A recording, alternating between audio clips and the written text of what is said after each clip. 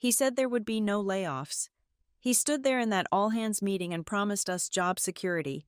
But Friday came, and my entire department got restructured out of existence. The thing is, I wasn't just another employee on that team. I was the one who wrote the clause that would end his career. And when I walked out that day, I didn't leave empty-handed. I took the company's data heartbeat with me. My name is Sarah Mitchell, and I've always believed that promises made in glass towers should be worth more than the air they're spoken into. But Logan Byers taught me otherwise on a gray October morning when he stood before 300 employees and lied through his perfect veneered teeth. "I want to address the rumors head-on," he had said, gripping the edges of the podium in our main conference hall. The autumn light streaming through floor-to-ceiling windows cast him in this almost holy glow ironic, considering what he was about to do. "There will be no layoffs this year, not one. We're a family here at Nexus Systems, and families stick together through challenges." The relief in that room was palpable. People actually applauded. Maria from accounting wiped tears from her eyes. She'd just bought her first house. James from my team stopped nervously clicking his pen. A habit that had intensified since merger talks began 6 months ago. Even I, cynical as I'd become after 5 years in corporate tech, felt my shoulders drop an inch. I should have known better. I'd written enough compliance documentation to understand that words without contractual backing are just expensive noise. But something about the way Logan looked directly at different sections of the crowd, making that calculated eye contact they teach in executive leadership seminars, made me want to believe him, made us all want to believe him. The town hall ended at 10:30 a.m. Sharp Logan was nothing if not punctual. We filed out, chattering about project deadlines and the upcoming holiday party. My team, the Technical Operations Unit, had 12 people. We were the unglamorous backbone of Nexus, the ones who made sure data flowed where it needed to, when it needed to, without anyone having to think about it. We were plumbers in a world that only cared about architects. "Sarah, you buying Logan's performance?" Marcus, my direct report, fell into step beside me as we headed back to our floor. "Since when do I buy anything from C-suite?" I replied, but even I heard the lack of conviction in my voice. The week that followed felt normal deceptively, cruelly normal. We pushed through our sprint goals. I finished documenting the disaster recovery protocols. My team deployed a critical update to our data pipeline architecture. Logan even stopped by our floor on Wednesday.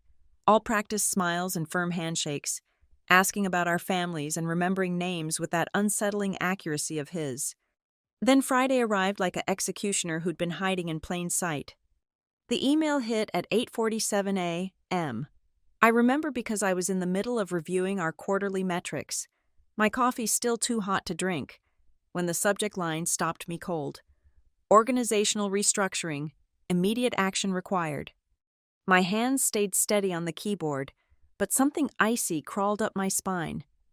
I clicked open the message, sent from HR but clearly crafted by legal.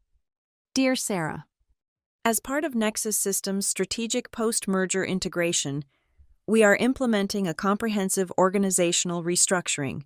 Your position, along with the entire Technical Operations Unit, has been identified as redundant with our acquisition's existing infrastructure.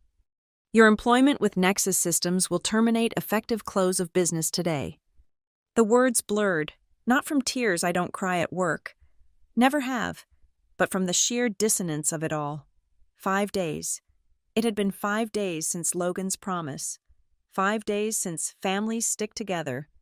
I looked up from my screen. Across the open floor plan, I could see my team members, one by one, going through the same ritual: the pause, the click, the color draining from their faces. Maya's hand went to her mouth. David pushed back from his desk like the email might physically contaminate him. James started clicking his pen again, faster than ever. No one spoke. What was there to say? We'd been professionally executed, each of us receiving our own personalized death notice, time to arrive simultaneously so no one could warn the others. I stood up, someone had to, and walked to the center of our area. "Conference room, now!" They followed me like shell-shocked soldiers, all 12 of us cramming into a room designed for 8. I closed the door and turned to face them. My team, my responsibility, my family, as Logan had so eloquently put it. I'm assuming everyone got the same email. Nods all around. Maya was crying now, silently but steadily. Okay, first things first. Everyone take a breath. We have until end of business. That's 8 hours to figure out next steps. Next steps, David's voice cracked. Sarah, they just fired our entire department, the department that handles 60% of their data operations. How the hell? They think they can absorb our functions into the acquired company's team, I said, the realization hitting me as I spoke. That's why the timing. That's why now. But even as I said it, something felt off. Technical operations wasn't just about headcount or redundant functions. We'd built custom frameworks, proprietary monitoring systems, and my blood went cold. The compliance framework, specifically, the extended security protocols I'd written and implemented last year, with that beautiful little poison pill buried in subsection 47B that everyone had overlooked because it was nested in 40 pages of mind-numbing technical specifications. I kept my face neutral, but my mind was racing. They thought we were expendable. They thought we were just names on an org chart, boxes to be consolidated in their post-merger efficiency drive. They had no idea what they'd just done. Listen, I said, keeping my voice steady. We're going to handle this professionally. Update your resumes on company time. They can't stop us. Take anything personal from your desks. Document any ongoing projects and... I paused, choosing my words carefully. Make sure all system credentials are properly transitioned according to protocol. Marcus caught my eye. He'd been with me long enough to recognize when I was playing a deeper game. The slightest nod told me he'd follow my lead. We dispersed back to our desks. The floor felt different now, charged with that specific energy of people who know they're dead but haven't stopped walking yet. I sat back down at my station and pulled up the framework documentation I'd authored. Section 47B gleamed back at me from the screen, innocent and unassuming. Logan Byers had just made the biggest mistake of his career. He just didn't know it yet. The rest of that Friday passed in a blur of cardboard boxes and hollow goodbyes. Security guards. When had they arrived, stood at the elevators like funeral directors, ensuring we didn't steal any company property on our way out, as if we were common thieves rather than the people who'd built the very systems they were so eager to protect. But they didn't understand what they were really guarding, or what they'd already lost. You see, I wasn't just another technical operations manager. I was the architect behind Nexus's entire data governance framework, a sprawling beast of policies, procedures, and automated protocols that kept our client data secure and our asses out of regulatory hot water.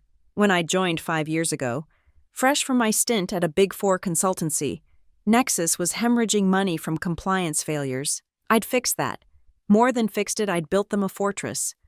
A fortress with a very specific self-destruct sequence that nobody else knew existed. It had started innocently enough, last year, when the board had gotten spooked by a competitor's massive data breach. They'd green-lit my proposal for an enhanced security framework. Whatever you need, Sarah, Logan had said in that meeting, barely looking up from his phone. Just make sure we're bulletproof. So I made us bulletproof. I also made us vulnerable, but only to one person, me. Clause 47B was a masterpiece of technical writing, buried deep in the appendices of our compliance framework. On the surface, it looked like standard disaster recovery language. In the event of unauthorized alterations to core operational team structure without proper audit trail documentation, data access systems will initiate protective lockdown protocols to prevent potential security breaches during transition periods. What it really meant was fire me or my team without following proper procedures, and watch your entire operation grind to a halt. The beauty was in the implementation. I'd hard-coded it into our core systems during a routine security update, fragmenting the trigger mechanism across multiple servers, so no single code review would reveal the full picture. The automated audit system I'd built would detect any sudden removal of technical operations credentials. If it couldn't find proper documentation in the HR systems documentation that required my digital signature to validate it, would assume a security breach and lock everything down. They thought I was just another interchangeable cog in their machine. They had no idea I was the keystone holding their arch together. That evening, I sat in my downtown apartment, laptop open, watching the city lights flicker to life. My phone had been buzzing all day, messages from my team, from other departments who'd heard the news, from recruiters who somehow always knew when blood was in the water. I ignored them all. I had more interesting things to monitor. At 11:43 p.m., I poured myself a glass of wine and pulled up my personal monitoring dashboard. Yes, I had one. When you build systems for a living, you always leave yourself a window to look through. The Nexus infrastructure hummed along, blissfully unaware of what was coming. Data flowed through pipelines I'd designed, directed by algorithms I'd optimized, protected by security protocols I'd implemented. In 16 minutes, that would change. I'd programmed the audit cycle to run at midnight every Friday, Logan's own mandate. Actually, he'd wanted end-of-week compliance snapshots to look at during his golf weekends. Pride goeth before the fall, and apparently, it golfs before the system lockdown. 11:58 p.m. My wine glass was empty. I didn't refill it. This moment deserved sobriety. 11:59 p.m. My phone buzzed. Marcus, you watching? So he'd figured it out. Smart man. Front row seat, I texted back. Midnight. The first alert appeared on my dashboard at 12:01 a.m. Anomaly detected in personnel database. Technical operations unit showing mass credential revocation without corresponding audit documentation. By 12:03 a.m., the cascade had begun. Security Protocol 47B initiated, attempting to locate authorization signatures, not found, escalating to protective lockdown. I imagined the poor on-call engineers' phones starting to shriek, then their backups, then their managers, a beautiful symphony of panic that would work its way up the chain of command until it reached someone who mattered or thought they did. The lockdown was elegant in its thoroughness. Customer-facing systems remained operational. I wasn't a monster, but every internal tool that technical operations had ever touched went dark. Deployment pipelines, frozen, analytics dashboards, blank, the AI-driven logistics system that Logan loved to brag about in investor calls, might as well be a very expensive screensaver now. My phone rang at 12:17 a.m. Unknown number, but I recognized the Virginia area code. Our disaster recovery team was based there. Hello. Sarah. This is Tom from DR. We're seeing massive system failures across the board. I don't work for Nexus anymore. Tom, as of 5 p.m. today. Silence. Then what? The entire technical operations team was laid off, effective immediately. Didn't anyone tell you? More silence. In the background, I could hear alarms and urgent voices. Jesus Christ. Sarah, what you need is someone with valid credentials and signing authority to override a 47B lockdown. Good luck finding that at 12:20 a.m. on a Saturday. I hung up. By morning, they'd realize the full scope of what had happened.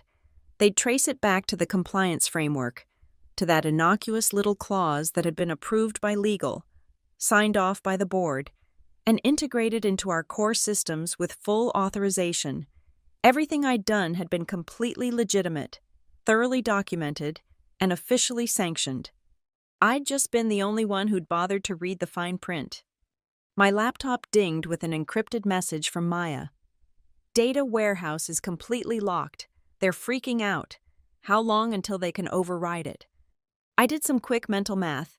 To safely bypass the lockdown, they'd need to understand the system architecture, locate all the distributed triggers, verify that no actual security breach had occurred, and then carefully reconstruct the audit trail that should have been there in the first place. With their best people, my former team locked out of the system. 72 hours, I typed back. Minimum, assuming they don't make any mistakes that trigger the secondary protocols.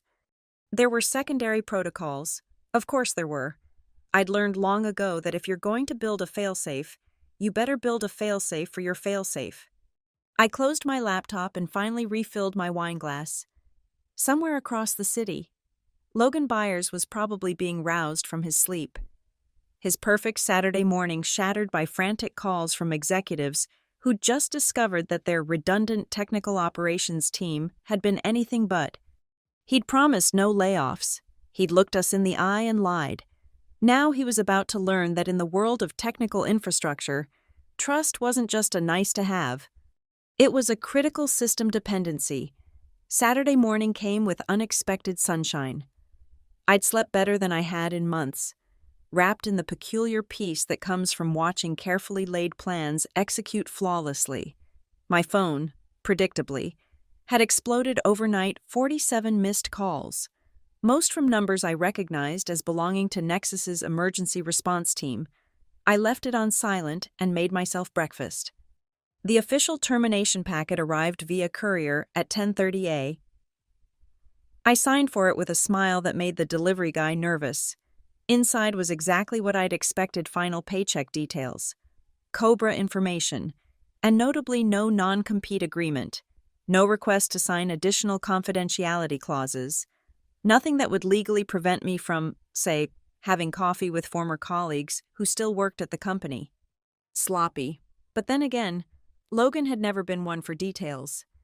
I spent the morning doing normal unemployment things, updating my LinkedIn, reaching out to my network, pretending to care about new opportunities, while secretly monitoring the chaos unfolding at Nexus through various dashboards I could still access, not through any hack or breach. Mind you, I simply hadn't been removed from several third-party monitoring services we used. Another oversight that would come back to haunt them. At 2 p.m., my phone rang, a number I'd been expecting. "Hi, Megan," I answered warmly. "Sarah. Oh my God. I'm so sorry about yesterday. It's insane here. The whole system is—" "Megan," I interrupted gently, "are you calling from your personal phone?" A pause. "Yes. Is that okay?" "Of course. I just wanted to make sure. How are you holding up?" Megan worked in compliance, a bright 26-year-old I'd mentored when she'd started 2 years ago. She had the rare combination of technical aptitude and ethical backbone that made her perfect for the role. Also, she had a habit of documenting everything, a habit I'd strongly encouraged. "I'm confused," she admitted, "and scared. They're saying the lockdown is because of some security protocol, but nobody can explain why it triggered. The integration team from the acquisition is furious. They're saying we sabotaged the merger." "That's a serious accusation," I said carefully. "I'm sure legal is all over it." "That's just it. Legal is being weird. They keep asking about something called Clause 47B, but when I tried to pull the documentation, my access was revoked. Sarah, I wrote half of that framework with you. Why can't I access it anymore?" Interesting. So they were already trying to bury the evidence.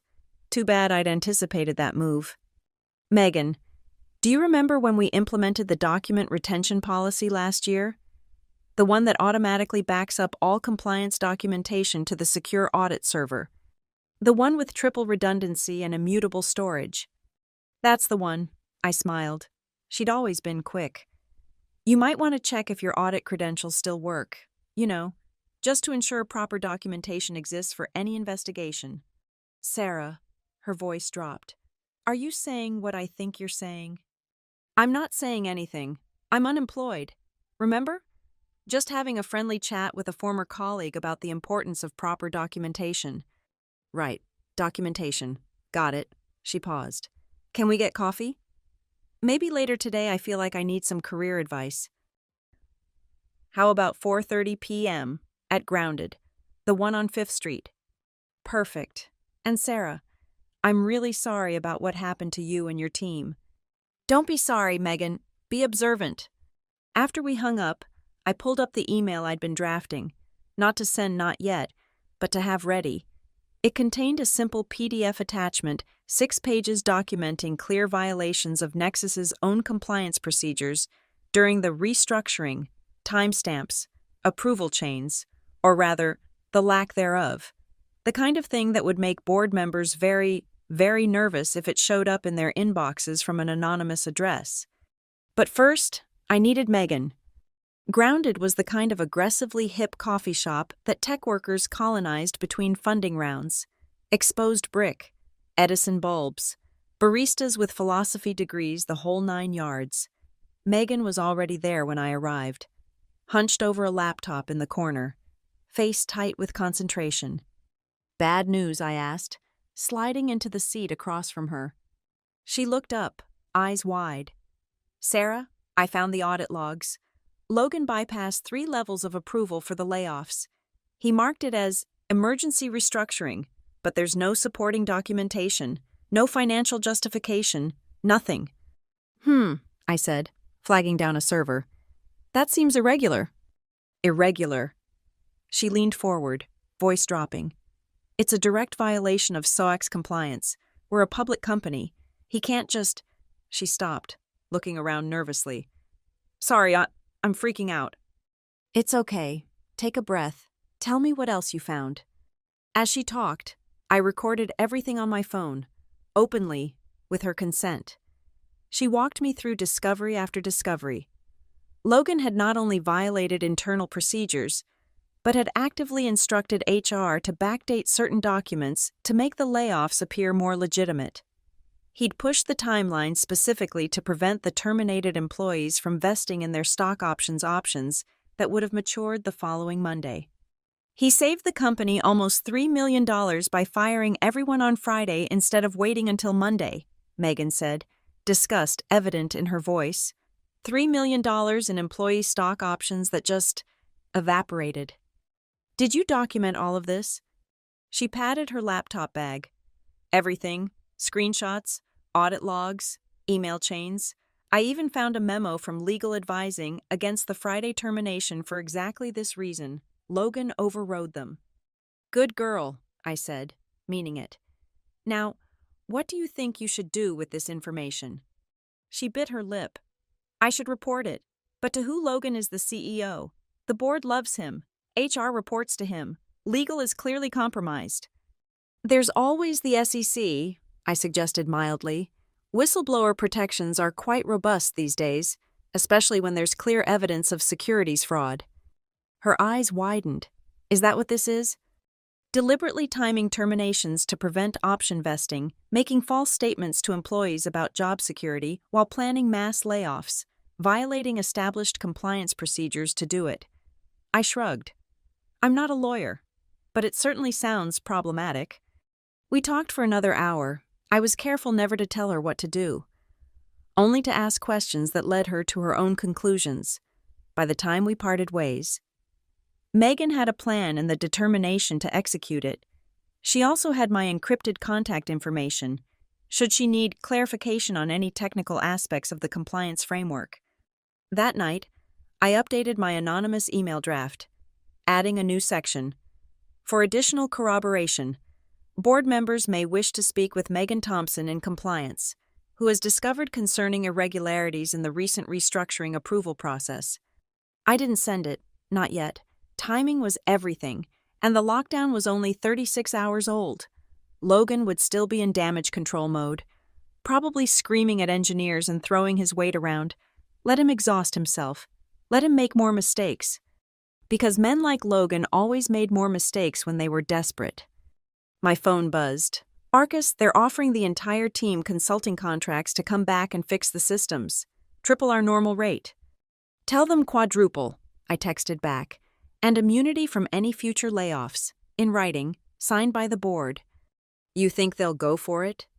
I looked out my window at the city lights, thinking about Logan in his corner office, watching his perfectly orchestrated merger fall apart because he'd tried to save a few $1 million by screwing over the people who'd built his kingdom. "They'll go for it," I typed. "They don't have a choice." But even if they did, it was too late. The damage was done. The board would know what he'd done. The SEC would soon know. And everyone in tech would know that Logan Byers was the CEO who'd blown up his own company to avoid paying out stock options. All because he'd forgotten the first rule of corporate warfare: never pick a fight with the person who built your weapons. Sunday passed in a calculated calm. I went to the farmer's market, did laundry, acted like any other unemployed tech worker enjoying an unexpected break. But beneath the mundane activities, I was orchestrating. Every few hours, I'd check my monitoring dashboards, watching Nexus's systems strain against their digital chains. The lockdown was holding beautifully, and the secondary protocols I'd mentioned to Maya hadn't even been triggered yet. They would be soon. Monday morning arrived with all the subtlety of a sledgehammer. At 8:05 a.m., just as I knew the executive team would be gathering for their weekly crisis meeting, I sent the email. The beauty of anonymous email services routed through multiple VPNs is that they're essentially untraceable when done correctly. The PDF attachment was clean, clinical, and devastating. 6 pages of meticulously documented compliance violations, complete with timestamps, system logs, and decision trees showing exactly how Logan had circumvented every safeguard we'd put in place. I sent it to all 12 board members' personal email addresses I'd memorized long ago because in tech, you always keep track of who really holds the power. The subject line was simple: urgent compliance violations and potential securities fraud. Nexus Systems CEO. Within minutes, my monitoring showed a spike in activity on Nexus's email servers. Board members forwarding messages, urgent meeting requests flying back and forth, panic spreading through the executive ranks like digital wildfire. At 9:15 a.m., Megan texted, "Something's happening. Legal just called an emergency, all hands. Mandatory attendance." "Stay calm," I replied. "Document everything." By noon, the situation at Nexus had evolved from crisis to catastrophe. The lockdown was now in its 3rd day, and attempts to override it had triggered what I'd nicknamed the Hydra Protocol, cut off one access point, and 2 more security checks appeared. The integration team from the acquired company was threatening to walk away from the merger. Stock price futures were wobbling. And then, at 2:47 p.m., my phone rang. Logan's personal cell. I let it ring 3 times before answering. "Hello." "Sarah," his voice was strained, lacking its usual polish. "We need to talk." "We are talking." "In person, please. I can come to you, wherever you are." "I'm at home, Logan, the place I'll be spending a lot more time now that I'm unemployed." Silence. Then, "That was a mistake. I see that now. Can we fix this?" "Which part was a mistake?" I asked conversationally. "Lying to 300 employees about job security, violating your own compliance procedures, or specifically targeting my team because you thought we were expendable?" "All of it," he admitted, which surprised me. Logan never admitted mistakes. "Sarah, the company is hemorrhaging. We need those systems back online." "Then you should probably find someone with the proper authorization to unlock them." That's you. The framework you built, Clause 47B, it all points back to you." "How interesting," I said. "And completely legal, I assume, since it was approved by your legal team and signed off by the board." Another pause. "What do you want?" "What I want is to enjoy my Monday afternoon. What you need is a miracle. Those are 2 very different things." "Name your price." "My price?" I laughed. "Logan, you just cost 14 good people their jobs to save $3 million in stock options. You violated federal securities law in the process. You think this is about money. Then what?" I looked at the notes I'd prepared for this conversation. The carefully structured demands, the negotiating tactics, the leverage points. Then I tossed them aside. "I want you to understand something," I said instead. "Every system has vulnerabilities. Every process has a breaking point. You run Nexus like it's your personal kingdom, making promises you never intend to keep, treating people like disposable assets. But you forgot that kingdoms are built by people. People like me. People who know where every weakness is buried because we put them there." "Sarah, I'm not finished. You could have had our loyalty. We would have worked nights, weekends, holidays to make your merger succeed. Instead, you chose to save a few $1 million by screwing us over. So now you get to explain to your board why their $40 billion acquisition is stalled because you couldn't do basic math on the value of trust. "What do you want?" he repeated, desperation creeping in. "I want a meeting. Tomorrow morning, 10 a.m., your office. Bring your laptop, your legal team, and a board member. I suggest Patricia Walsh. She's always been the sharpest one. Oh, and Logan, come prepared to negotiate in good faith. Because if you try to play games, I'll trigger the tertiary protocols, and what you're experiencing now will seem like a gentle inconvenience."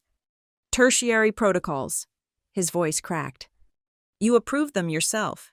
Page 247 of the Security Framework. Subsection 18C. Something about cascading data integrity verification across all historical backups. Turns out, if that process starts, it could take months to verify every transaction in your database going back 5 years. Completely automated, completely legal, completely devastating." I could hear him breathing heavily. "Tenna, my office." "Oh, and Logan Megan Thompson from Compliance will be joining us. You might want to ask legal why she's been documenting irregularities in your restructuring process. See you tomorrow." I hung up before he could respond. The rest of the afternoon was surprisingly peaceful. I made dinner, watched the sunset from my balcony, and fielded texts from my former team. The consulting offers were climbing. We were now at 5 times our normal rate, plus guaranteed contracts through the end of next year. But I knew it wasn't really about the money anymore. It was about setting precedent. At 7:30 p.m., Patricia Walsh called me directly. "Ms. Mitchell," she began, her voice carrying the kind of authority that came from decades in boardrooms. "I've been reviewing the situation. It seems we have a perfect storm of technical, legal, and ethical failures." That's one way to put it. "I've also been reading Clause 47B, fascinating piece of work, completely bulletproof from a legal standpoint." "Thank you. I try to be thorough." "Yes, I can see that. I can also see that you've been remarkably restrained. The anonymous email to the board, for instance, it could have included much more damaging information." So she knew it was me. Of course she did. Patricia Walsh didn't get to her position by being slow on the uptake. "I believe in proportional response," I said carefully. "Good. Then you'll appreciate my position. The board has lost confidence in Mr. Byers' judgment. Tomorrow's meeting will be less of a negotiation and more of a transition discussion. Are you prepared for that?" My heart skipped, but I kept my voice steady. "I'm prepared for whatever serves the best interests of the company and its employees." "Excellent. We'll see you at 10 a.m. Oh, and Sarah, that tertiary protocol you mentioned, it's real, isn't it?" "Every word of it. Subsection 18C is particularly elegant. I modeled it after the Byzantine generals problem in distributed computing." She actually laughed. "I think I'm going to enjoy working with you. Until tomorrow, Ms. Mitchell." After she hung up, I sat in the growing darkness of my apartment, processing what had just happened, in trying to defend against Logan's betrayal. I'd apparently orchestrated his downfall. Tomorrow's meeting wouldn't be about getting my job back. It would be about something much bigger. I pulled out my laptop and began preparing, not for a negotiation, but for a reckoning. Logan Byers was about to learn that in the modern corporate world, the people who build the infrastructure hold the real power. And they remember every betrayal. Tuesday morning came dressed in fog, the kind that turns San Francisco into a dream sequence.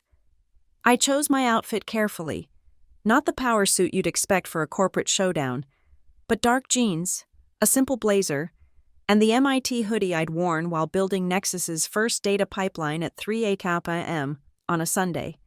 The message was clear. I wasn't trying to rejoin their world. I was comfortable in mine. Megan met me in the lobby at 9:45 a.m., clutching a leather portfolio like a life preserver. "I've never been to the executive floor," she whispered. "It's just an office," I said, though we both knew that was a lie. The 40th floor was where careers went to die or be reborn. The elevator ride felt longer than physics should have allowed. When the doors opened, Logan's assistant was waiting Jeremy, who'd always been kind to the technical staff. His face was carefully neutral, but I caught the ghost of a smile when he saw me. "Ms. Mitchell, Ms. Thompson, they're waiting in the main conference room. They, plural, interesting. The conference room was a monument to corporate excess floor-to-ceiling windows, a table that could have doubled as a landing strip, and enough leather chairs to outfit a law firm, but it was the occupants that made me pause. Logan sat at the head of the table, looking like he'd aged 5 years in as many days. To his right, Patricia Walsh commanded attention without trying. Silver hair perfect, eyes sharp as surgical instruments. The legal team flanked them 3 suits I recognized, and 2 I didn't. But it was the figure at the far end that surprised me. David Kim, CTO, who'd supposedly been in Seoul for the merger talks. He nodded slightly when our eyes met. "Sarah," Logan started, but Patricia raised a hand. "Ms. Mitchell, thank you for coming. Please, both of you, sit." She gestured to chairs directly across from her, power play keeping Logan at the periphery of his own meeting. I sat, placing my laptop on the table. Megan followed suit, her hands steady despite her nerves. "Before we begin," Patricia continued, "I want to establish the facts. As of midnight Friday, Nexus Systems experienced a complete lockdown of our internal data operations. This lockdown was triggered by Clause 47B of our Security Compliance Framework, authored by you, Ms. Mitchell. Is this correct?" "That's correct." "And this clause was triggered by the termination of the technical operations team without proper documentation or board approval." "Also correct." Logan shifted in his seat. Patricia ignored him. "Furthermore, we've received information suggesting that these terminations were timed specifically to prevent stock option vesting, saving the company approximately $3 million at the expense of 14 employees. Ms. Thompson, I believe you have documentation regarding this." Megan found her voice. "Yes, ma'am. Extensive documentation." She opened her portfolio, producing printed copies of everything she'd shown me at the coffee shop, plus more. Email chains, board advisories that were ignored, even a legal memo specifically warning against the Friday termination date. One of the lawyers, Morrison, I thought reached for the papers. His face went pale as he read. Patricia continued, unperturbed. "Mr. Byers, would you care to explain your decision-making process?" Logan's famous composure finally cracked. The acquisition required headcount reductions. The board approved the overall numbers. The board approved a phased reduction plan with full documentation requirements. Patricia cut him off. Not a Friday afternoon massacre designed to steal employee compensation. The room went silent. The fog outside seemed to press against the windows, making the space feel isolated from the rest of the world. "Here's what's going to happen," Patricia said, her tone suggesting this wasn't a negotiation. "Mr. Byers, you'll tender your resignation effective immediately. The board has already prepared a statement citing strategic differences in merger integration approaches. Your severance package is contingent on a smooth transition and no further damage to company operations." Logan's face cycled through emotions like a broken slideshow shock: anger, calculation, defeat. "You can't." "We can and we have." The vote was unanimous. Patricia's voice could have cut glass. "Mr. Kim will serve as interim CEO while we search for a permanent replacement." She turned back to me. "Ms. Mitchell, we need those systems unlocked. What are your terms?" This was it, the moment I'd theoretically been building toward. But sitting here, watching Logan's empire crumble, I felt oddly empty. This wasn't really about revenge anymore. Full reinstatement of the technical operations team at their previous salaries plus 30%, I began. Immediate vesting of all stock options that would have matured Monday.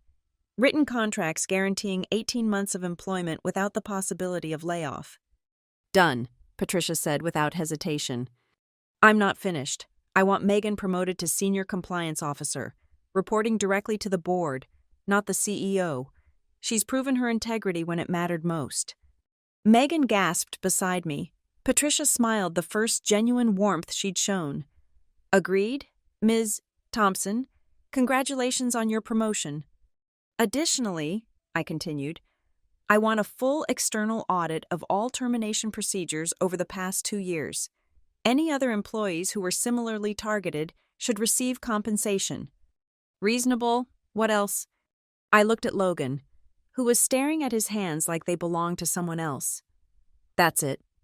Patricia raised an eyebrow. Nothing for yourself. No special position. No additional compensation. I just want my team back and the guarantee they'll be treated fairly. Oh, and one more thing. I pulled out my laptop, entered a series of commands I'd memorized. There. Systems are unlocked. Full functionality should be restored within the hour. The lawyers scrambled to verify on their devices. David Kim was already pulling up diagnostic screens. She's right. Everything's coming back online. Just like that? Morrison asked, suspicion evident. Just like that. Clause 47B was designed to protect the company from security breaches during unauthorized transitions. Once proper authorization is restored, which Patricia just provided, the systems return to normal. But the tertiary protocols you mentioned. I allowed myself a small smile. Oh, those are real, but they require manual activation. Think of them as a nuclear option there if needed, but not something you'd use unless you wanted to watch the world burn. Logan finally spoke, his voice hollow. You planned all of this. No, I said honestly. I planned for the possibility that someone might try to compromise our systems by removing the people who understood them. I never planned for that someone to be you. Security arrived to escort Logan out of final indignity for a man who'd once commanded the building. He stopped at the door, looked back at me. I would have paid you millions to consult. You could have named your price. I did name my price, I replied. You just never understood the currency. After he left, the room exhaled collectively. Patricia stood, extending her hand. Ms. Mitchell, the board would like to discuss a permanent role for you in our technology leadership, but I suspect you'll want to think about that. I shook her hand. I'll think about it, but right now, I need to call 14 people and tell them they have their jobs back. Of course, Jeremy will set you up in a conference room, Ms. Thompson, if you could stay. We need to discuss your new responsibilities. As I left, Megan caught my arm. Sarah, I don't know what to say. Say you'll do the job with the same integrity you showed this week. That's all I want. I spent the next 2 hours making phone calls, delivering news that turned disbelief into joy, coordinating the return of my team. Marcus actually cried. Maya threatened to name her next child after me. By noon, the technical operations team of Nexus Systems was officially reinstated, with better contracts than we'd ever dreamed of. As I packed up to leave, David Kim appeared. Sarah, you could have destroyed the company. The tertiary protocols, I looked them up. They're genuine doomsday code. But I didn't use them. Why not? I thought about it, gazing out at the fog-shrouded city. Because I'm not Logan. I don't burn down kingdoms. I build them.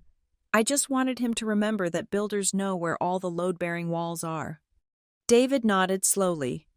The board's serious about wanting you in leadership. I know, but I think I've had enough of executive floors for a while. I've got systems to rebuild and a team to take care of. Ask me again in a year. As the elevator descended, I felt the strange lightness that comes from winning a war you never wanted to fight. Logan was gone. My team was safe, and Megan would make sure nothing like this happened again. Justice, I reflected, didn't always come wrapped in revenge. Sometimes it came dressed in code, speaking the language of systems and protocols, teaching the oldest lesson in the newest way: you can't dispose of people like faulty hardware. We're the ones who keep the lights on.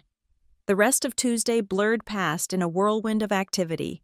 By 3 p.m., the Nexus building hummed with a different energy, not the panic of the weekend or the tension of the morning, but something like hope mixed with disbelief. News of Logan's resignation had spread through internal channels with the speed of Silicon Valley gossip, which is to say, instantaneously.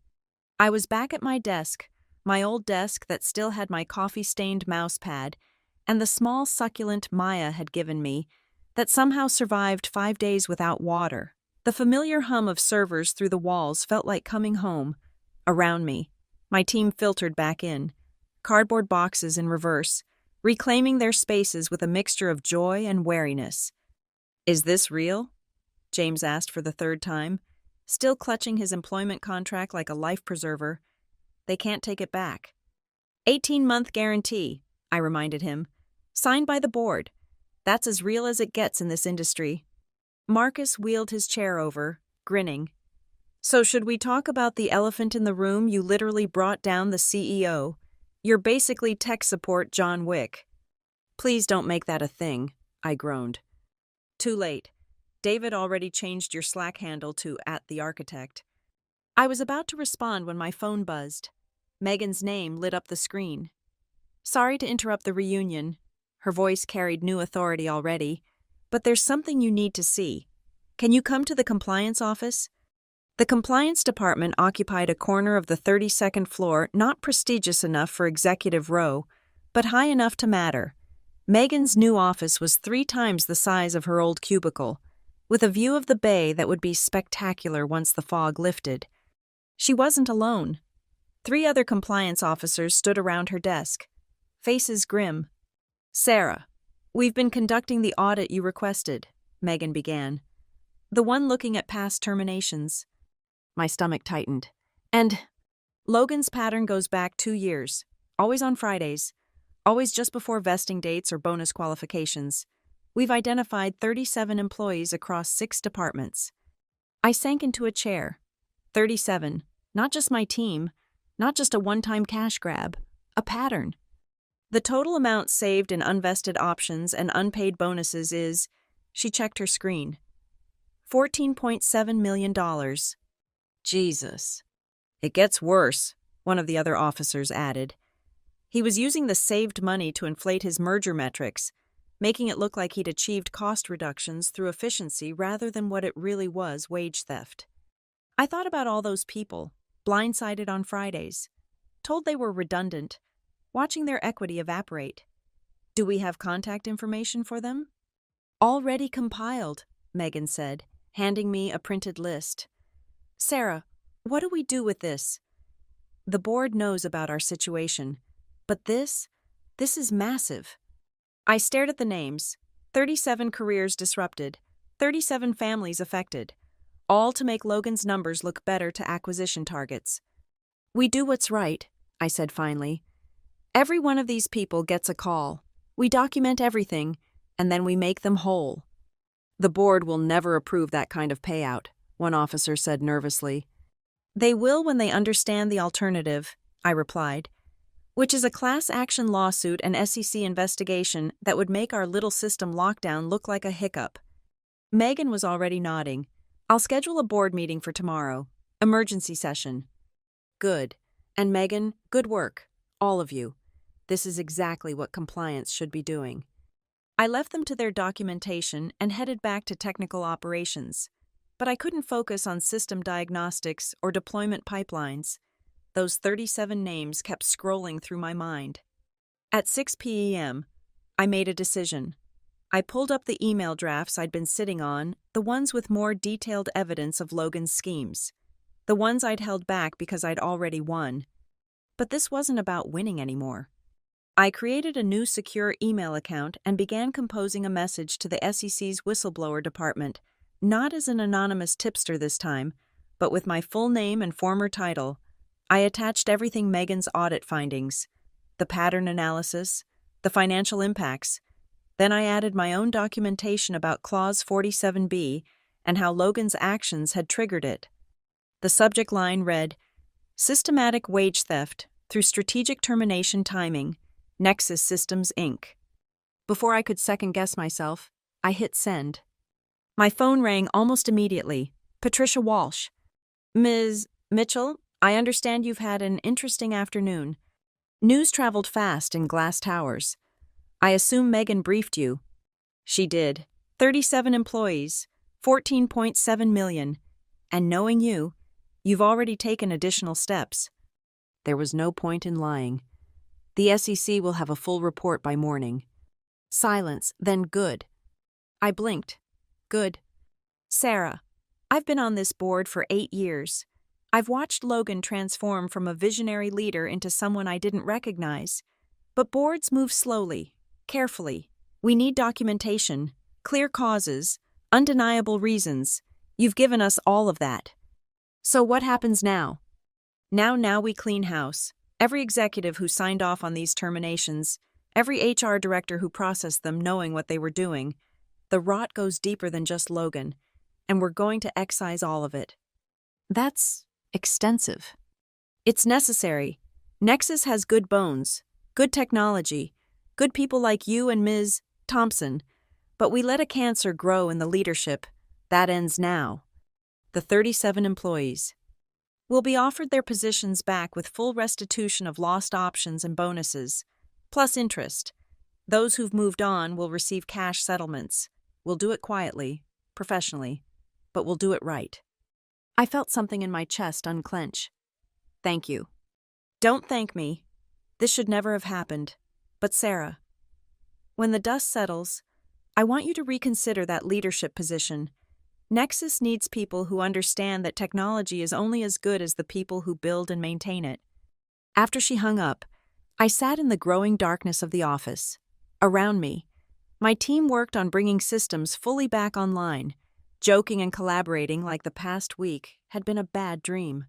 Through the glass walls, I could see other departments going about their business, unaware that their company had just narrowly avoided catastrophe. My laptop dinged with a secure message, an automated response from the SEC confirming receipt of my report, along with a case number and instructions for follow-up contact.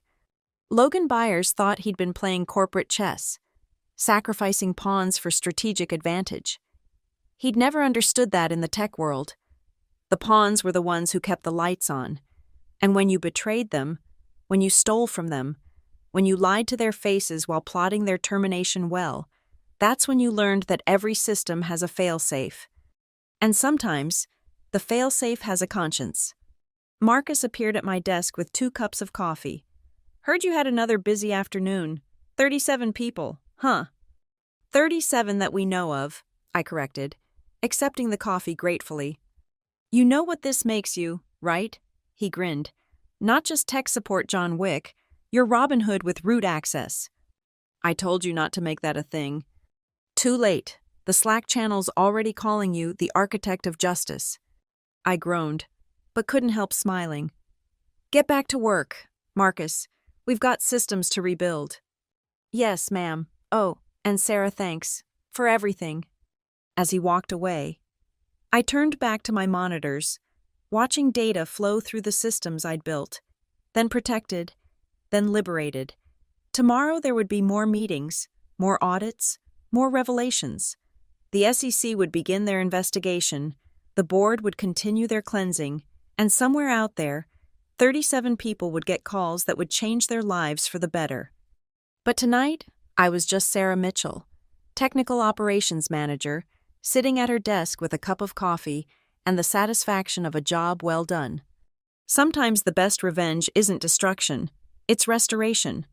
Wednesday morning brought chaos wrapped in bureaucracy. By 7 a.m., the Nexus parking garage was full of unfamiliar cars, SEC investigators, external auditors, and enough lawyers to staff a small firm. I badged in through the employee entrance, avoiding the circus in the main lobby, but the energy inside was electric with barely contained panic. Sarah. Jeremy intercepted me at the elevator. Ms. Walsh wants to see you, 40th floor, but not the main conference room, her private office. Patricia's office was a stark contrast to Logan's former temple of ego, where his had been all sharp angles and intimidation. Hers felt like a library floor-to-ceiling bookshelves, worn leather chairs, and a desk that had seen actual work. She was on a call when I entered, gesturing for me to sit. Yes, I understand the gravity, she said into the phone. We're cooperating fully. No, Mr. Byers is no longer authorized to speak on behalf of Nexus Systems. That's correct. All communications go through our legal team now. She hung up and rubbed her temples. The SEC moves faster than I expected. They've already frozen Logan's assets pending investigation. That was quick. Your documentation was comprehensive, too comprehensive to ignore or delay. She studied me over her reading glasses. You've opened quite a Pandora's box, Sarah. 37 people deserve justice. Oh, I agree. But it's not 37 anymore. She pulled out a folder, thick with printouts. Once we started pulling threads, the whole tapestry unraveled. The pattern goes back 4 years. 83 employees across multiple companies Logan led. It appears he's been refining this technique for quite some time. My coffee turned bitter in my mouth. 83. The same pattern Friday terminations before vesting. With variations, sometimes it was before performance bonuses, sometimes before acquisition payouts, always timed to maximum financial benefit for the company and by extension, Logan's own performance metrics. How did no one notice? Patricia's smile was rueful. People did notice. They complained to HR, wrote Glassdoor reviews, even consulted lawyers, but individually. Each case looked like standard corporate downsizing. It took your systematic analysis to reveal the pattern. She leaned forward. Which brings me to why you're here. The board held an emergency session last night. We've made some decisions, such as, first, David Kim is confirmed as permanent CEO, effective immediately. He has the technical background to understand what actually makes this company run. She paused. Second, we're creating a new position, Chief Ethics Officer, reporting directly to the board, with full autonomy to investigate and prevent these kinds of abuses. Let me guess, you want Megan for that role. Actually, we want you. I nearly dropped my coffee. What? You've demonstrated technical expertise, ethical clarity, and the courage to stand up to executive malfeasance. You understand both the systems and the people. The position comes with a significant salary increase, stock options that actually vest, and most importantly, the authority to ensure nothing like this happens again. Patricia, I'm an engineer, not a... You're someone who built a failsafe into our systems because you anticipated betrayal. That's not engineering. That's wisdom. She slid a formal offer letter across the desk. Think about it. You have until Friday to decide. The number on the offer letter had more digits than I'd expected, but it wasn't the money that made me pause. It was the scope of responsibility, protecting not just systems, but people. What about my team? Technical operations remains intact under Marcus Chen's leadership. Should you accept, you've trained him well. He can handle the day-to-day while you focus on the bigger picture. I left her office with the letter burning a hole in my laptop bag. The elevator ride down felt like descending through layers of possibility, each floor representing a different future. The 32nd floor was buzzing when I arrived. Megan's compliance team had expanded overnight borrowed auditors, external consultants, and what looked like half the legal department crowded around makeshift workstations. Sarah. Megan waved me over. You need to see this. On her screen was an email thread dating back 2 years. Logan discussing Project Scalpel with the former head of HR. My stomach turned as I read their casual discussions about optimizing human capital exits and maximizing unvested asset recovery. They had a name for it, Megan said quietly. They literally had a project name for systematically stealing from employees. Forward everything to the SEC team, I instructed, and make copies for the civil suits that are definitely coming. Already done. But Sarah, there's something else. She pulled up another document. Remember how you asked about the acquisition company's systems, the one that was supposed to absorb our operations? Yeah. They don't exist, not in any meaningful way. Their technical infrastructure is basically a WordPress site and some Google Sheets.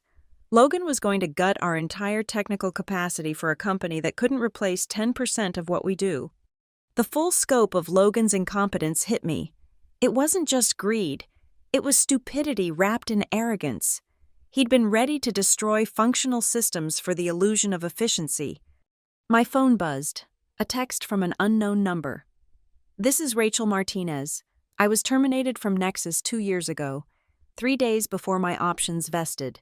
Someone from the company called about restitution. Is this real? Then another. James Park here. Lost my senior developer position in 2021.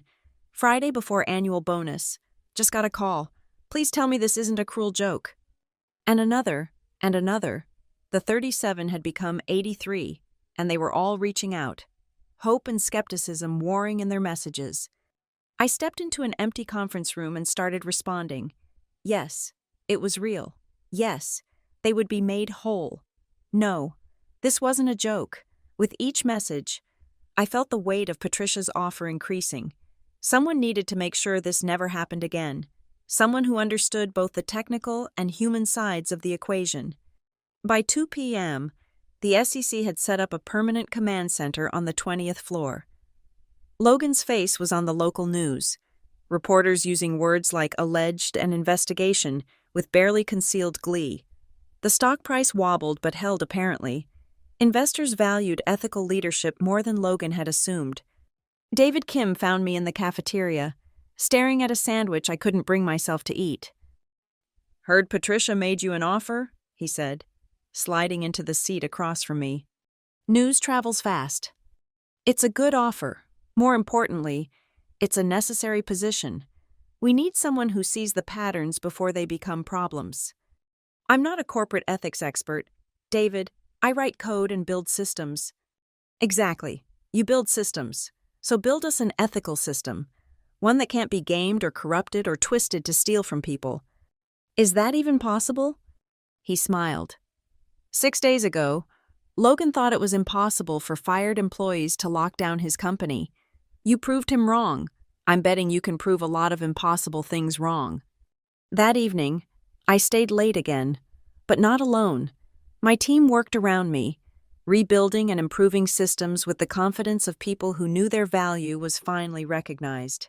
At 7:45 p.m., Marcus brought me another coffee and a knowing look. "You're going to take it. Aren't you the ethics position?" "How did you—" "Please, you've been writing infrastructure documentation all day. You only do that when you're preparing to hand something off." I laughed despite myself. Am I that predictable? "No, you're that responsible. There's a difference." He was right. Of course, I'd already made my decision. Probably from the moment I'd seen that list of 83 names, each one representing someone who'd been betrayed by the system they'd trusted, someone who'd worked late, skipped vacations, poured their expertise into building something, only to be discarded at the most financially vulnerable moment. I pulled out the offer letter and signed it. Tomorrow, I'd officially become Nexus Systems' first chief ethics officer. I'd trade my comfortable command line for the murky waters of corporate governance, but I'd also have the power to ensure that no one, not a CEO, not a board member, not anyone could use carefully timed terminations as a weapon against the people who actually built the company's value. Logan Byers had taught me an important lesson in the modern corporate world.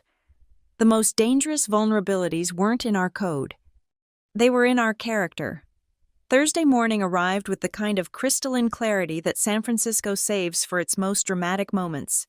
The fog had lifted, and from my new office on the 38th floor, Patricia had insisted on proper placement for the chief ethics officer. I could see all the way to the Golden Gate. But I wasn't looking at the view. I was staring at my phone, which had been ringing since 6 a.m. Logan. I'd ignored the first 5 calls, but the 6th came with a text. "Please, I need 5 minutes, not as CEO, as someone whose life is falling apart."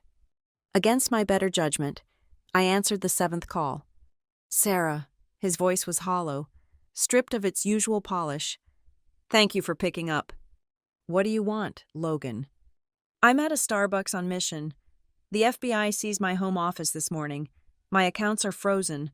My lawyer says I'm looking at federal charges for securities fraud." And a pause. "And I don't understand how it happened so fast. How you did it. The system lockdown, the documentation, the SEC response, it's like you had it all planned." "I didn't plan anything. Logan, I just built safeguards against someone doing exactly what you did. The fact that you triggered them is on you." "Clause 47B, he said, almost reverently. I signed off on it without reading it, without understanding it. You signed off on a lot of things without understanding them, like the careers you destroyed, the families you affected, The trust you betrayed. I know. The admission seemed to physically pain him. Sarah, I need you to understand something. It started small. One termination time to save a few $100,000. The board praised me for fiscal responsibility. Then it became a pattern, a tool, a project with a code name, I interrupted. We found the emails. Logan, Project Scalpel. You systematized theft and gave it a corporate acronym. Silence stretched between us. In the background, I could hear the normal sounds of a coffee shop espresso machines, morning chatter, life going on. My daughter won't speak to me, he said finally. She's at Stanford, studying computer science. When she heard what I did to the technical teams, to people like you, she said I was everything wrong with tech leadership. Smart kid. Sarah, I know I have no right to ask, but no. You don't even know what I was going to say. You were going to ask if there's any way to minimize the damage, to make some kind of deal, to use my new position to help you navigate this. I leaned back in my chair, watching the morning sun paint the city gold. The answer is no. I wasn't going to ask that, he said quietly. I was going to ask if you could explain it to me. The lockdown, how it worked. Call it professional curiosity from a dead career, but I need to understand how thoroughly you outmaneuvered me. I almost hung up, but something in his tone, genuine curiosity mixed with defeat, made me pause. Fine, 5 minutes. I pulled up the technical documentation on my screen. Clause 47B wasn't just a single trigger, it was a distributed system of checks and balances. Every time someone with critical system access was terminated, it triggered an audit requirement.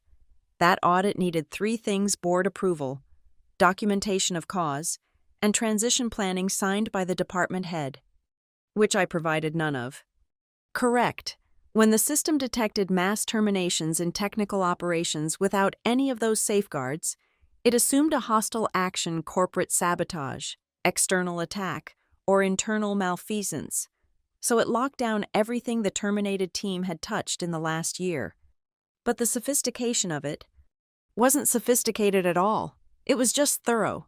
I used your own paranoia against you.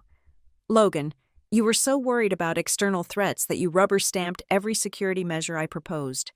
You literally approved your own downfall because you couldn't conceive that the threat might be you. He laughed a broken sound. And the documentation, the evidence trail. That was just good hygiene. Every system logs everything. Every email leaves a trace. Every decision creates a record. You thought you were being clever with Friday terminations. But patterns are patterns. Data doesn't lie. Unlike CEOs, he said bitterly. Your words, not mine. Another pause. The 37 employees. 83, I corrected. Across your entire CEO career, and they'll all be made whole, with interest. How much will that cost the company? Less than your golden parachute would have. Significantly less than the SEC fines you're facing personally. I suppose there's justice in that, he sighed.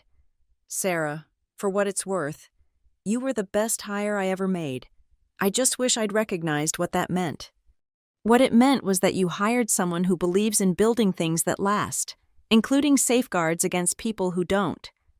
Goodbye, Sarah, and thank you for protecting the company from me. The line went dead. I set down my phone and turned to the stack of policies waiting for my review. As Chief Ethics Officer, my first task was to implement systematic protections against everything Logan had done. Not just technical safeguards, but human ones, cultural ones. A knock on my door interrupted my planning. Megan entered with a tablet and a concerned expression. We have a situation, she said. 3 more former employees have come forward, but these are different. They weren't terminated. They were pressured to resign right before vesting dates. Technically voluntary, but coerced? Let me guess. Threatened with bad references, sudden performance issues that would vanish if they left quietly. Exactly. Logan was more sophisticated than we thought. He had multiple playbooks. I felt the familiar anger rise, but channeled it into action. Add them to the restitution list, and expand the audit parameters. Look for any employee who left within 2 weeks of a major vesting date or bonus period. Cross-reference with performance reviews. I bet we'll find a pattern of sudden negative evaluations. That could be hundreds of people across multiple years. Then we'd better get started. The rest of Thursday became a blur of discoveries. Each hour brought new revelations, new victims, new schemes. Logan hadn't just stolen from employees, he'd built an entire infrastructure of exploitation, hidden beneath the veneer of corporate efficiency. By 6 p.m., the count had risen to 112 affected employees. The restitution cost was approaching $30 million. The board, to their credit, hadn't blinked. "It's the right thing to do," Patricia had said in our afternoon call.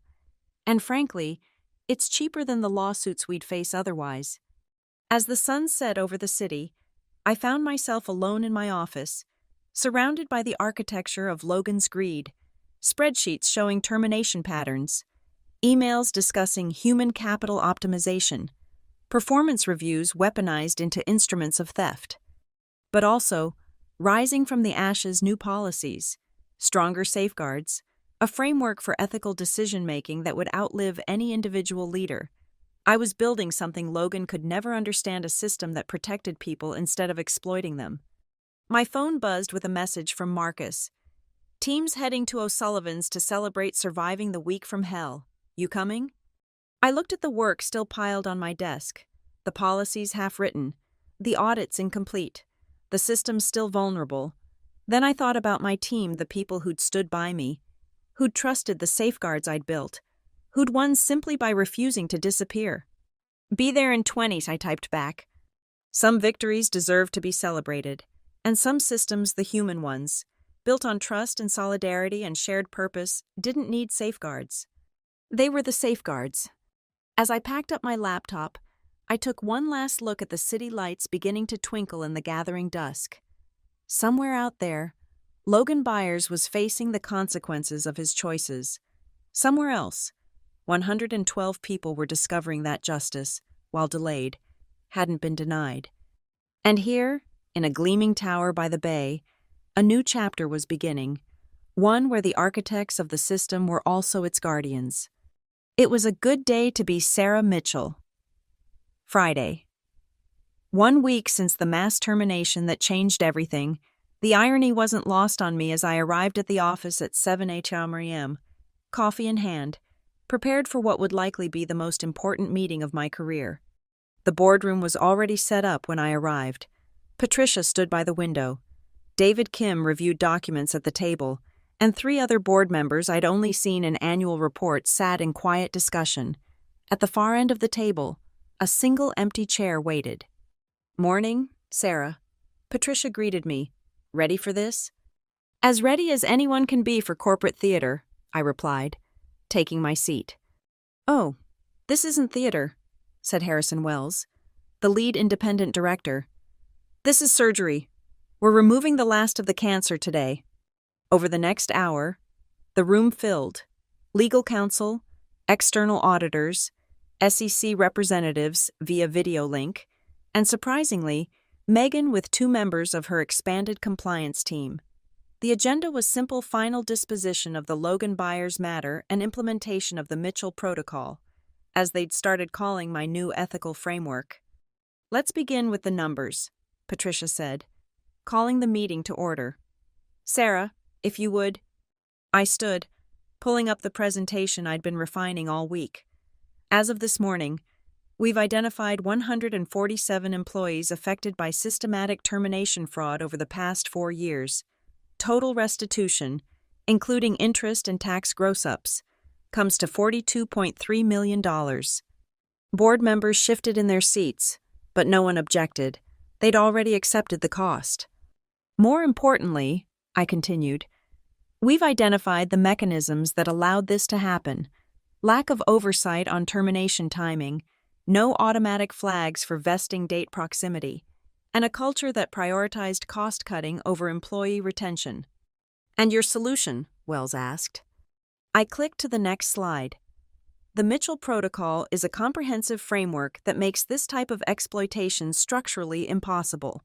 Every termination must go through a 3-stage review.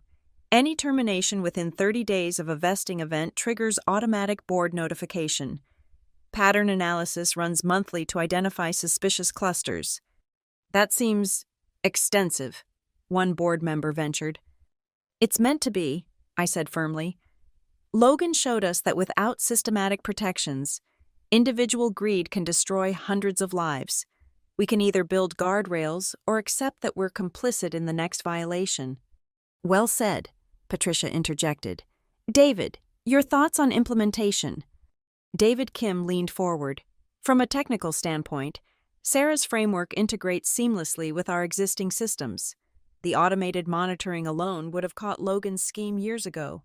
I fully support implementation. The discussion continued for another hour.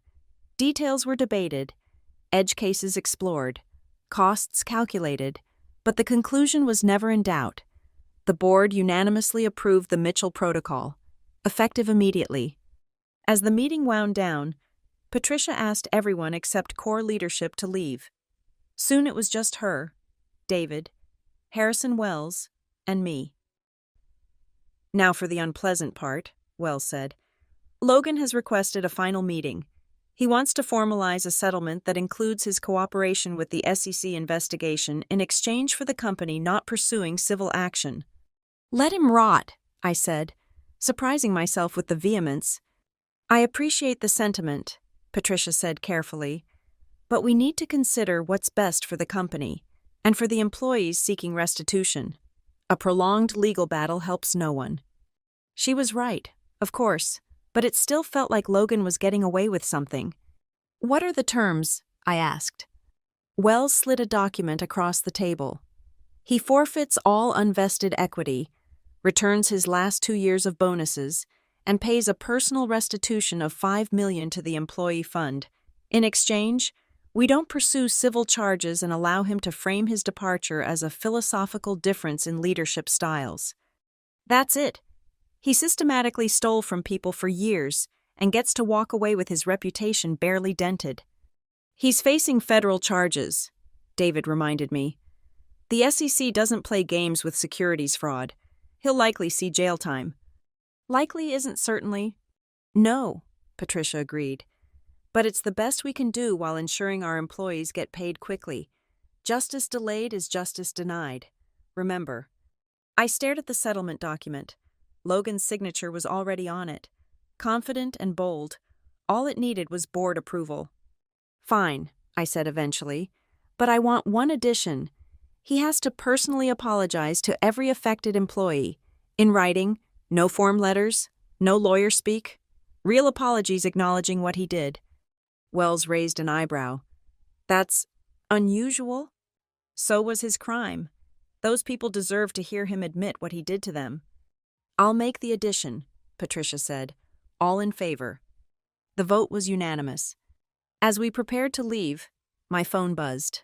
A text from reception. Ms. Mitchell, there's someone here to see you. Says her name is Katie Byers. Logan's daughter. I found her in the lobby. A young woman who carried herself with the same confidence as her father, but somehow made it feel earned rather than assumed. She stood when she saw me approach. Ms. Mitchell, I'm Katie. I was hoping we could talk.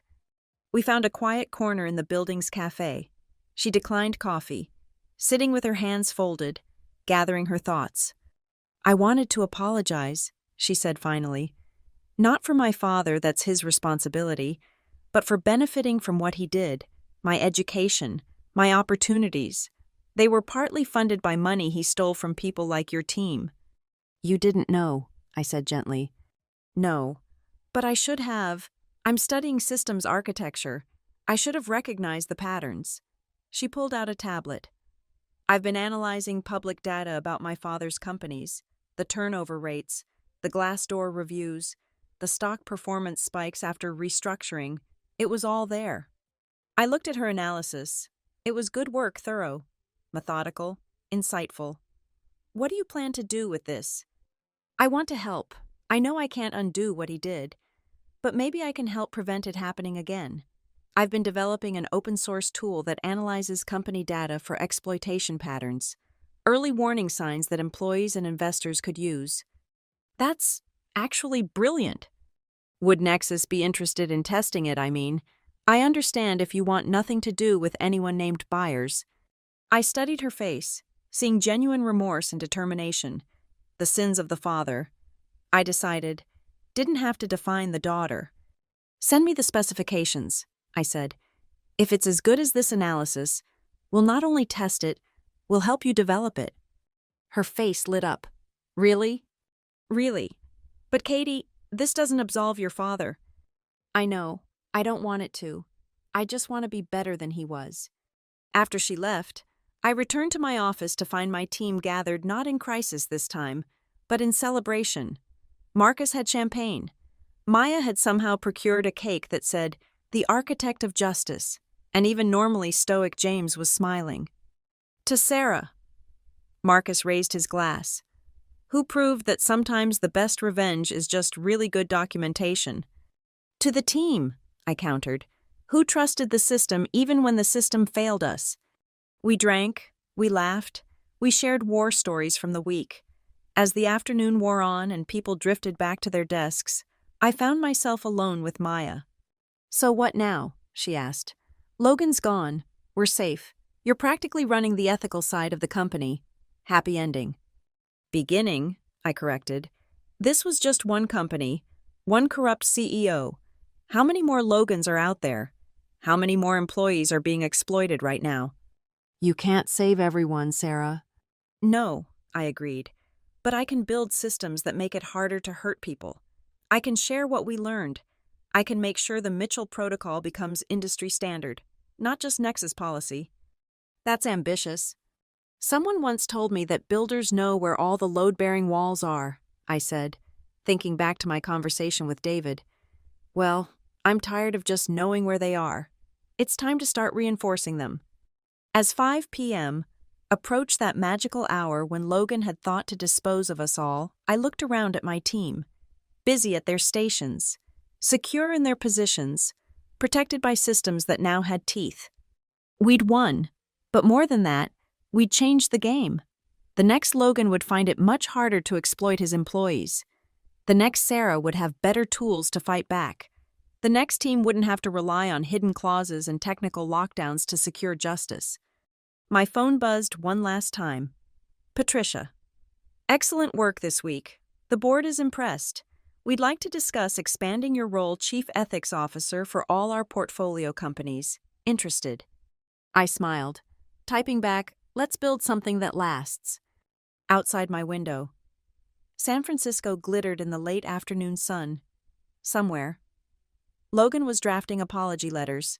Somewhere else, 147 people were learning they'd be made whole.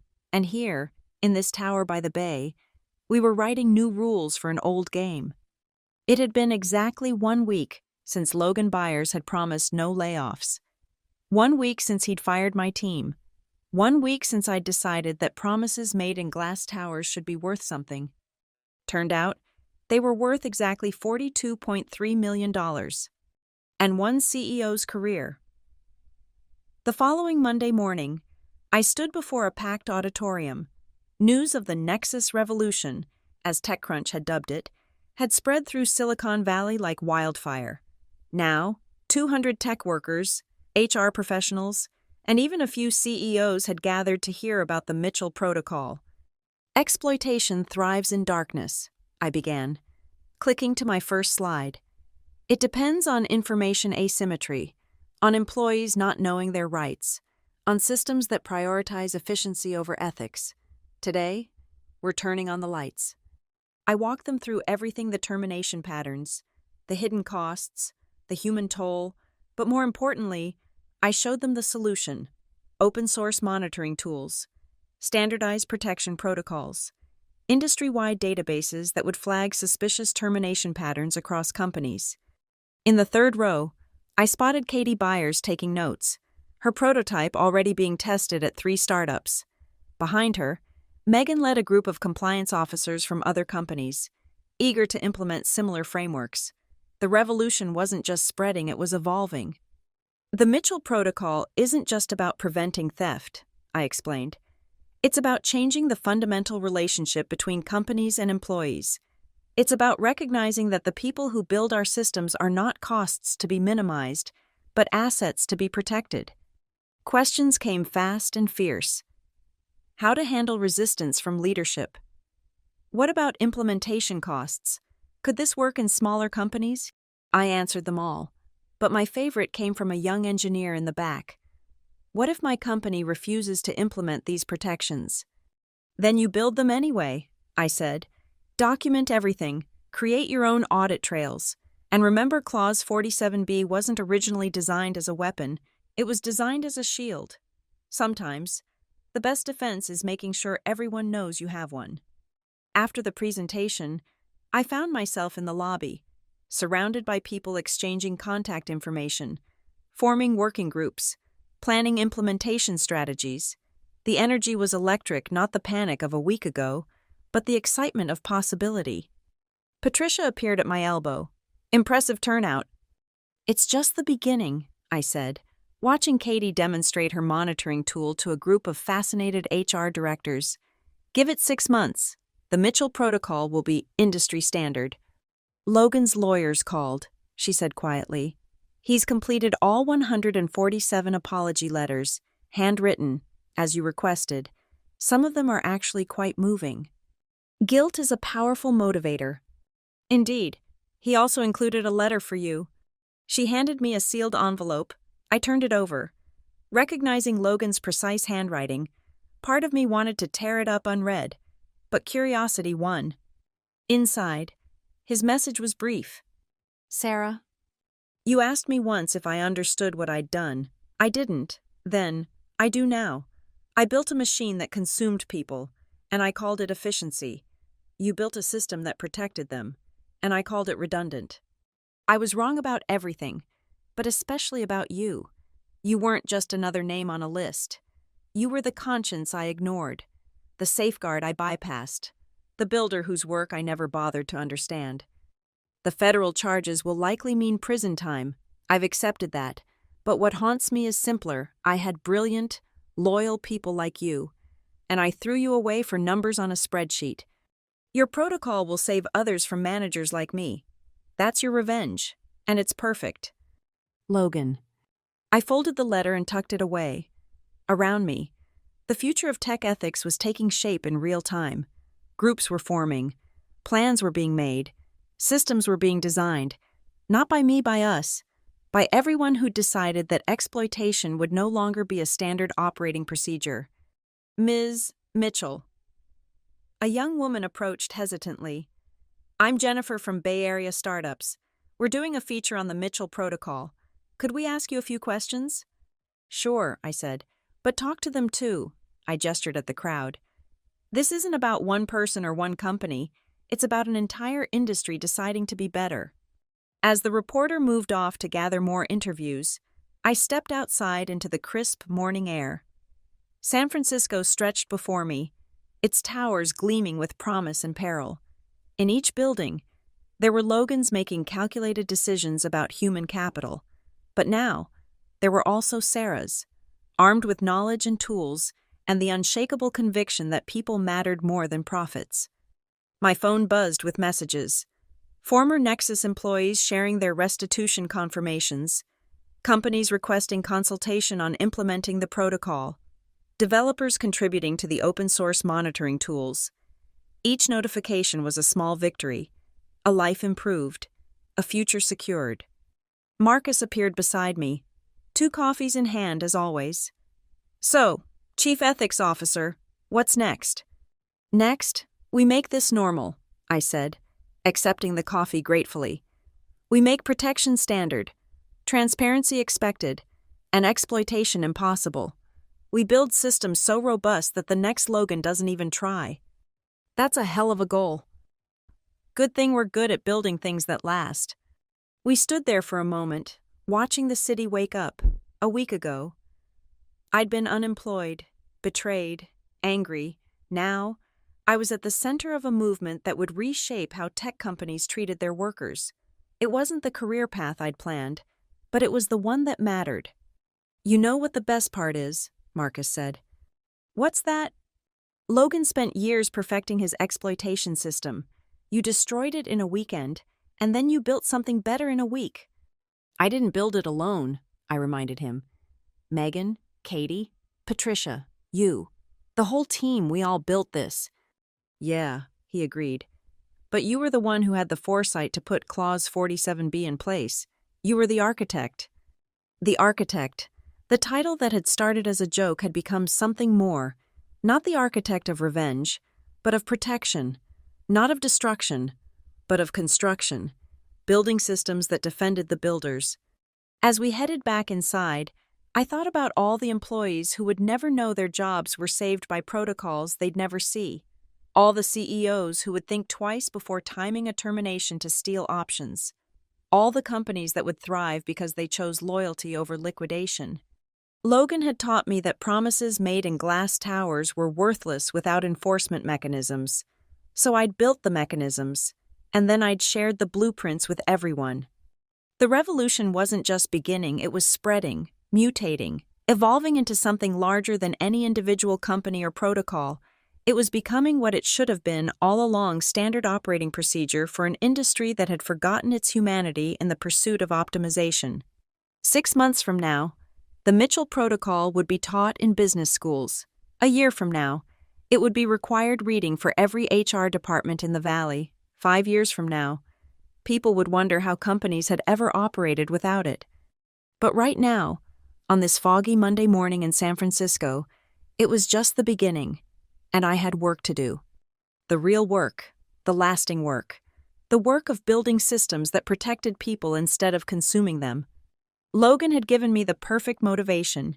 He'd shown me what happened when power went unchecked, when systems served only those who controlled them, when efficiency became an excuse for exploitation. Now it was my turn to show the world something better. And unlike Logan's promises, this one would have teeth. The end. Thank you so much for listening to this story. I hope Sarah's journey reminded you that even in our modern corporate world, one person with courage and foresight can make a difference. Where are you listening to this tale of justice and redemption? Drop a comment below and share your thoughts on corporate ethics, workplace justice, or if you've ever witnessed similar situations in your own career. Don't forget to subscribe to hear more stories that explore the intersection of technology, humanity, and justice. If this story resonated with you, please hit that like button, and if you really want to help others discover this content, smash that hype button to boost this video's reach. Until next time, remember the best systems are those that protect the people who build them.